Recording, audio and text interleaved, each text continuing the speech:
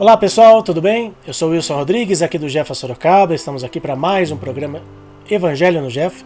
Muito obrigado a vocês que têm nos acompanhado todas as semanas, todas as quartas-feiras. Quem nos acompanha em algum outro dia, quem costuma às vezes maratonar alguns capítulos, alguns programas. Sejam bem-vindos também mais uma vez. A gente vai fazer a nossa prece de abertura para iniciar o nosso programa de hoje, agradecendo sempre a Deus nosso Pai, ao nosso Mestre Jesus, aos nossos amigos espirituais que nos acompanham sempre.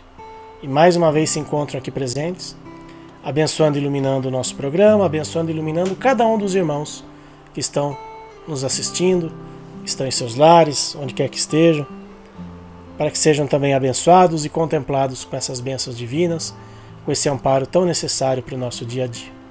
Que assim seja, graças a Deus, graças a Jesus. Bom, ainda estamos no capítulo 10, Bem-aventurados os misericordiosos. Hoje nós vamos ler os itens 11 a 13. Então, vamos lá. Os itens 11 a 13. Não julgueis para não serdes julgados. Aquele que estiver sem pecado, que atire a primeira pedra. Então, nós temos aqui dois trechos dos evangelhos, do primeiro evangelho de Mateus. Não julgueis para não serdes julgados, pois sereis julgados da mesma maneira como julgardes os outros. E se usará para convosco da mesma medida com que medirdes a eles. Evangelho de Mateus, capítulo 7, versículos de 1 a 2, e agora um trecho do Evangelho de João. Então os escribas e fariseus lhe levaram uma mulher que havia sido apanhada em adultério, e puseram-na no meio do povo, dizendo a Jesus: Mestre, esta mulher foi surpreendida em adultério. Moisés nos ordena na lei que apedrejemos as adúlteras. O que achas disso? Eles disseram isso para tentá-lo, para o poderem acusar. Mas Jesus, abaixando-se, pôs-se a escrever com o dedo na terra. Como eles continuassem a interrogá-lo, ele se levantou e lhes disse: Aquele dentre vós que estiver sem pecado, que atire a primeira pedra. Depois, abaixando-se de novo, continuou a escrever na terra. Mas os homens ouviam-no, e foram se retirando, um após o outro, sendo os mais velhos os primeiros. E assim ficaram apenas Jesus e a mulher, em pé, no meio da praça. Jesus então, levantando-se, lhe disse: Mulher, onde estão seus acusadores? Ninguém te condenou? Respondeu ela: Não, Senhor. Jesus lhe disse: Eu também não te condenarei. Vá e não peques mais. João, capítulo 8, versículos 3 a 11. Aquele que estiver sem pecado, que atire a primeira pedra, disse Jesus. Essa máxima faz da indulgência um dever, pois não há quem dela não precise para si mesmo. Ela nos ensina que não devemos julgar os outros mais severamente do que julgaríamos a nós mesmos, e nem condenar nos outros o que nos desculpamos em nós. Antes de recriminar uma falta de alguém, vejamos se a mesma reprovação nos caberia. A censura lançada sobre a conduta alheia pode ter dois motivos: reprimir o mal ou desacreditar a pessoa cujos atos criticamos. Este último motivo jamais tem desculpa, pois decorre da maledicência e da maldade. O primeiro pode ser louvável e torna-se mesmo um dever em certos casos, já que dele deve resultar um bem, e porque sem ele, o mal nunca seria reprimido na sociedade. O homem, além disso, não deve ajudar no progresso do seu semelhante? É preciso, entretanto, não tomar esse princípio no sentido absoluto. Não julgueis para não seres julgados, pois a letra mata e o espírito vivifica. Jesus não podia proibir a censura do mal, já que ele mesmo nos deu o exemplo disso, e o fez em termos enérgicos, mas quis dizer que a autoridade da censura está na razão da autoridade moral daquele que a pronuncia. Tornar-se culpável daquilo que condenamos nos outros é abdicar dessa autoridade. É, além disso, arrogar-se arbitrariamente o direito de repressão. A consciência íntima, além do mais, refuta qualquer respeito e toda submissão voluntária àquele que, estando investido de um poder qualquer, viola as leis e os princípios que está encarregado de aplicar. A única autoridade legítima aos olhos de Deus é a que se apoia no bom exemplo. É o que sobressai igualmente das palavras de Jesus. Então essa é uma parábola muito conhecida, né? A parábola da mulher adúltera, em que Jesus nos ensina, né, que todos nós que estamos aqui, não estamos livres de erros, né, ou de pecados, né, como usa aqui o termo bíblico. Todos nós erramos, todos nós cometemos equívocos no dia a dia. Por isso nós estamos ainda no mundo de provas e expiações. Por isso nós estamos ainda necessitando dessa evolução espiritual. Então nós não temos esse direito realmente, como a gente já falou no programa anterior, de criticar o erro dos outros. Mas temos o dever, sim, de, se esse erro prejudicar mais pessoas, se esse erro for o motivo realmente de um escândalo, né, como a gente fala, for motivo de um... se for para um bem maior, aí sim nós temos que apontar os erros, apontar os equívocos da humanidade, porque senão, né, imagine se nós, por exemplo, víssemos as pessoas, esses governantes, né, incentivando as guerras, né, cometendo guerras, né, criando guerras muitas vezes desnecessárias, se nós ficássemos de braços cruzados. Ou no nosso dia a dia, quando nós vemos, por exemplo, alguém maltratando um animal, e a gente ficar simplesmente quieto, não, deixa que a justiça de Deus resolva. Não.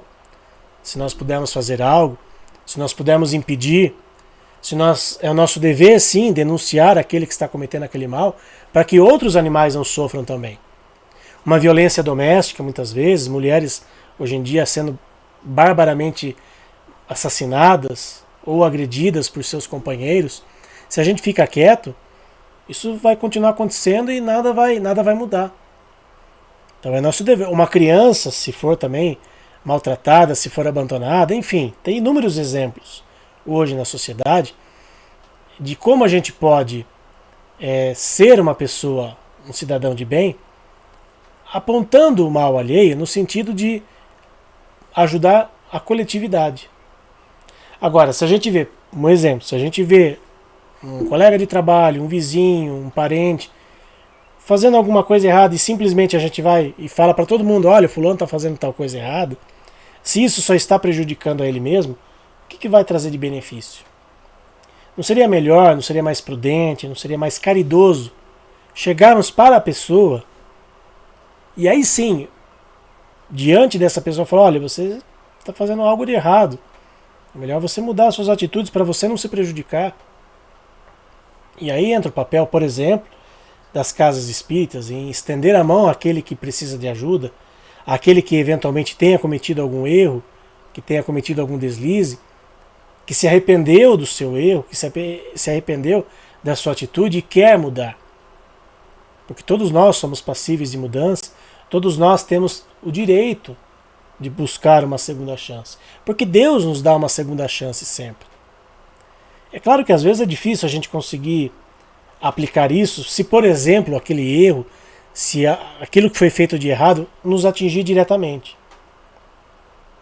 Ou alguém aqui é capaz, por exemplo, de perdoar um assassino. Alguém que assassinou algum familiar, alguém muito querido nosso. Será que nós temos realmente esse amor já dentro do nosso coração? Jesus nos ensina a perdoar, mas a gente está preparado para isso? Essa é a pergunta que a gente tem que se fazer. Talvez a gente não tenha condições. Vamos ser honestos. A gente não tem condições. Mas que pelo menos, a gente tenha consciência de que a gente precisa começar a aprender a perdoar e quem sabe um dia amar aquele que cometeu algo terrível contra a gente. É difícil? Não é da noite para o dia que a gente vai conseguir isso, não. Mas a gente precisa exercitar. E está aí o exemplo de Jesus. Quando disse, atire a primeira pedra aquele que não tem pecados, aquele que não tem erros. E todos nós temos. Todos nós, em algum momento, cometemos algum delito, algum deslize. Né? Talvez não igual ao exemplo bíblico, mas deslizes que muitas vezes nos prejudicam, que podem eventualmente prejudicar pessoas que estão ligadas a nós. Então que a gente tenha essa consciência de querer fazer diferente, de querer consertar aquilo que a gente fez de errado. Essas eram as lições para o nosso programa de hoje. Eu convido vocês agora para juntos fazermos as vibrações pelos nossos irmãos animais. Vibremos por todos os animais que vivem na terra, nos rios, nos mares e no ar. Pelos animais que estão em nossos lares. Pelos animais que, mesmo possuindo uma morada, sofrem por negligência e falta de cuidados, amor e respeito. Pelos animais que sofrem maus tratos, humanização excessiva e aqueles que sofreram abandono. Vibremos pelos animais que passam fome, frio, sede, cansaço e tristeza. Pelos animais adoecidos e aqueles que encontram-se internados em clínicas veterinárias. Vibremos pelos animais que são explorados nos zoológicos, nos experimentos laboratoriais, nos espetáculos de entretenimento humano e os que são obrigados ao trabalho incessante sem o respeito às regras de bem-estar animal. Vibremos pelos animais das fazendas pecuárias, granjas e demais locais cuja finalidade é a criação destinada ao abate ou produção de derivados e subprodutos. Vibremos pelos animais silvestres, que são levados pelo tráfico, e por aqueles que sofrem interferências negativas do homem em seu habitat natural, como os animais marinhos, afetados pela poluição, e aqueles que são vítimas de desmatamentos e queimadas. Vibremos por todos os animais que estão nascendo e por aqueles que estão retornando à pátria espiritual, idosos ou não, para que possam receber amor, carinho e proteção. Vibremos também pelas ONGs, protetores individuais e todos aqueles que procuram fazer o bem a nossos irmãos menores, enviando força e discernimento para continuarem o seu trabalho no bem. Por fim, pedimos licença para vibrar pelos animais que estão com os nomes no caderno de vibrações do Jefa, para que recebam a atenção especial das equipes espirituais, para que possam restabelecer a sua saúde através de águas que contenham os medicamentos necessários para o auxílio de seu tratamento veterinário. Que assim seja.